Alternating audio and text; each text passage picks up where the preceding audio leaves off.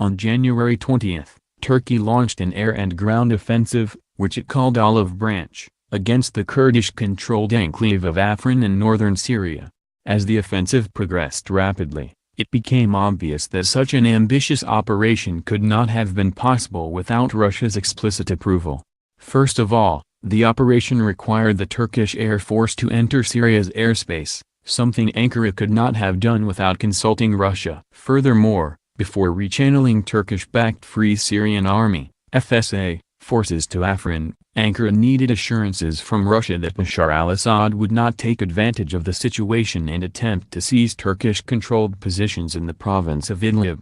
The Syrian Democratic Forces (SDF), the U.S.-backed alliance of Kurdish and Arab fighters in Syria, also knew that it would be impossible for Turkey to start the Operation Olive Branch without coordinating with Moscow. As a result, SDF representatives hastily expressed their disappointment with Russia's stance on the issue. General Sapenhimo, a commander for the Kurdish People's Protection Units, YPG, the leading Kurdish force within the SDF, said Russia has betrayed the Kurds. He added that there will come a day when Russia will apologize to the Kurds for this lack of principles. With the start of the operation, Russia clearly became a Turkish accomplice in the eyes of the Kurds. It is difficult not to agree with the Kurdish assessment, but a close examination of last year's developments shows that the cooperation between Moscow and Ankara regarding the future of Afrin, at the expense of the Kurds, started long before Turkey launched its operation against the enclave.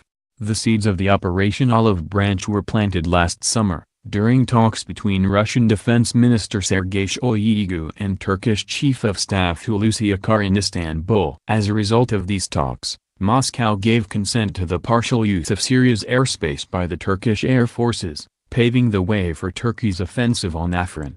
Ankara began building up its military presence near the Kurdish enclave over a month ago, after reaching an agreement with Moscow on the delineation of the de-escalation zone in Idlib. Moscow's approval of the Operation Olive Branch became even more clear on the day the hostilities began, when the Russian Ministry of Defense announced the withdrawal of Russian troops from Afrin. Also, in the brief statement it issued about the operation on January 20, the Russian Ministry of Foreign Affairs confined itself only to a duty of concern that was interpreted as a green light to Turkey's actions. Russia's endgame. Despite the indignation of the Syrian Kurds, cooperation with the Turks on the issue of Afrin is much more beneficial for Russia than confrontation. Russia's relationship with the Kurds has never been based on long-term, strategic cooperation. On the contrary, throughout its history, Moscow has used the Kurdish card only when it needed to reach a compromise with the countries in the Middle East, especially with Turkey. And in the case of Afrin, Moscow does not owe the YPG much. Throughout the Syrian crisis, the group allied itself with the US and, de facto speaking, placed itself on the opposite side of the conflict. The Kurds rejected Russia's offer to transfer the territory under their control in Afrin to the Syrian regime, in exchange for security guarantees. Washington was unable to help its YPG allies, and this gave Moscow an additional opportunity to once again demonstrate the illusory nature of U.S. security guarantees. In addition, cooperation with Ankara is of primary importance for Moscow at the moment. Turkey is one of the co-organizers of the Congress of Syrian People, which is being held on January 29 to 30 in Sochi. The forum has domestic political significance for the Kremlin, since it is not only a personal initiative of Vladimir Putin, but also coincides with the beginning of his election campaign. The Russian president wants to approach the presidential elections in March 2018 as a peacemaker and a victor. He wants to offer his electorate a victorious conclusion of the military conflict in Syria, and then position his government as the key player which would bring peace to the war-torn country.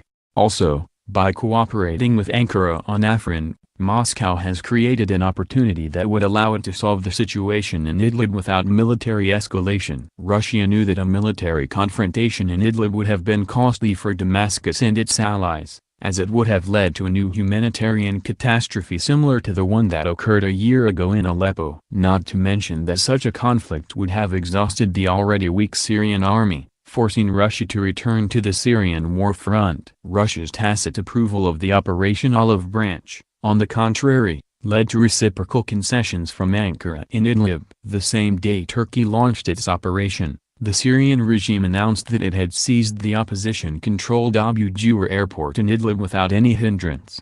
Finally, Turkey has another, important bargaining chip against Russia: the Turkish Stream gas pipeline. Moscow has pinned high hopes on the project and it does not want anything to hinder its construction. Moscow's consent to a Turkish operation in Afrin coincided with a statement from Gazprom CEO Alexei Miller, confirming a long-awaited agreement on the construction of a second gas line passing through the territorial waters of Turkey.